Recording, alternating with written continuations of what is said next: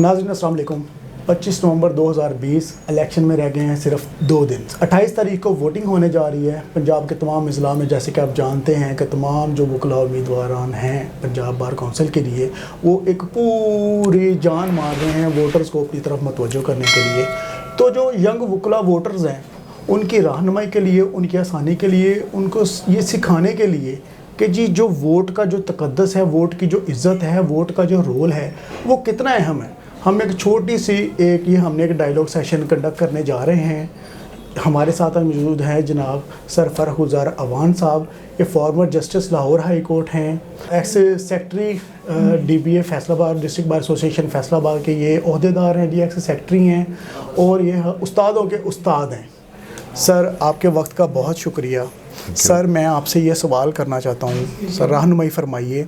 Sir जो अब उम्मीदवारान की सर भरमार है, एक अच्छा जो वकीलों का रहनुमा है उसकी क्या खसूसियात हैं सर, जिसको हम असेस करें, एवेलुएट करें, फिर हम उसकी फेवर में वोट कास्ट करें। सर बिस्मिल्लाहिर्रहमानिर्रहीम। पहले तो मैं आपके चैनल का और आपकी टीम का बहुत मशकूर हूँ कि आज आपने मुझे अपने चैनल पर फोरम पर मुझे मेरी गुफ्तगू के लिए मुझे टाइम हमारे पास तशरीफ़ लाए।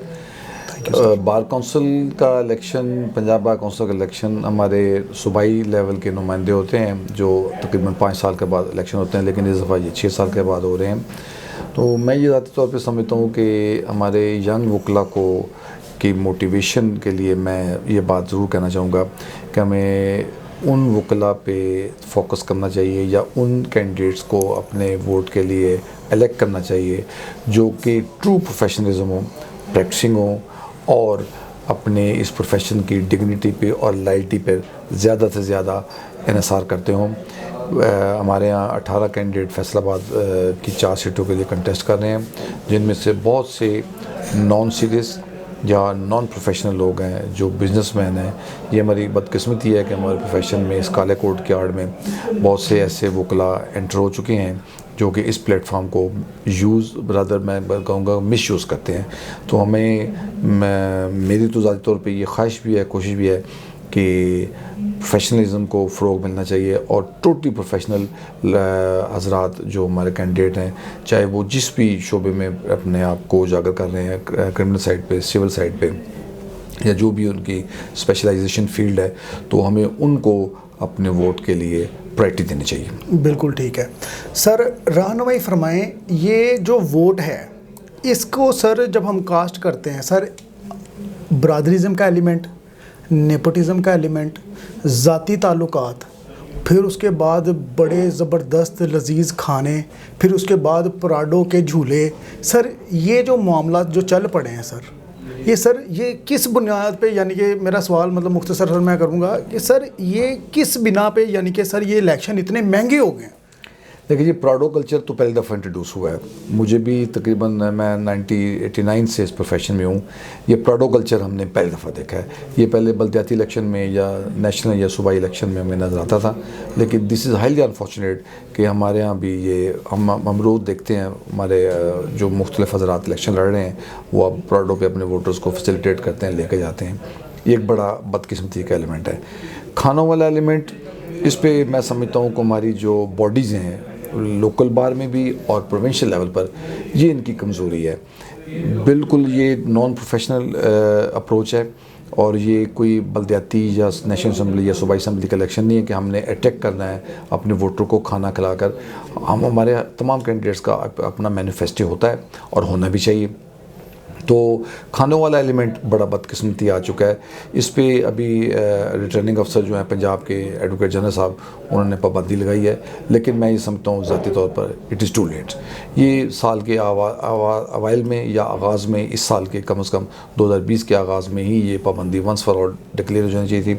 अभी 8 मेंबर्स उन्होंने डिस्क्वालीफाई भी किए, लेकिन उनको फिर माफ़ी तलाफ़ी होगी और मुख्तलिफ़ शहरों में, यहाँ भी दूसरे शहरों में भी वो खाने तरह महदूद हो चुके हैं, लेकिन वो चल रहे हैं। लेकिन this is highly unfortunate segment कि जो हमारे इस प्रोफेशन में घुस गया है, कमर्शियलिज्म आ गया, जो कि बिल्कुल नहीं होना चाहिए।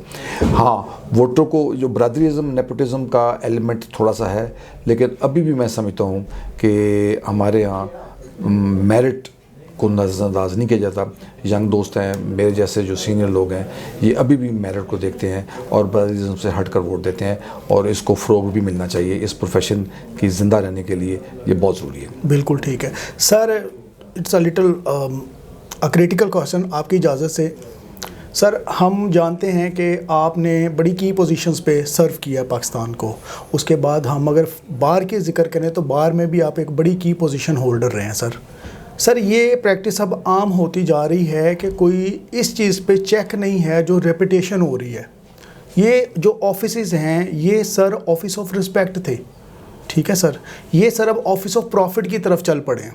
सर काइंडली रहनुमाई फरमाएं कि सर ये जो रेपुटेशन है इसके बारे में सर आपके क्या ख्याल हैं? इसमें मेरा जी ज़ाती ये व्यू है कि इसमें हमारे जो बाई लॉज ऑलरेडी मौजूद हैं, हमारे लोकल लेवल पर भी मौजूद हैं और प्रोविंशियल लेवल पर भी मौजूद हैं, उन बाई लॉज पर बदकिस्मती से अमल दरामद नहीं हो रहा। मैं कई दफ़ा अपनी लोकल बॉडीज़ के नुमाइंदों से, जो हमारे अहदेदारान हैं, मैं उनसे कह चुका हूँ कि जो इलेक्शन बोर्ड बनता है हमारे डिस्ट्रिक्ट लेवल पर, इसको बर वक्त बना दें। अभी तो खैर बड़ा एक्सेप्शनल सूरत हाल है कि बड़ा छोटा इलेक्शन आ रहा है हमारा नेक्स्ट जनवरी में।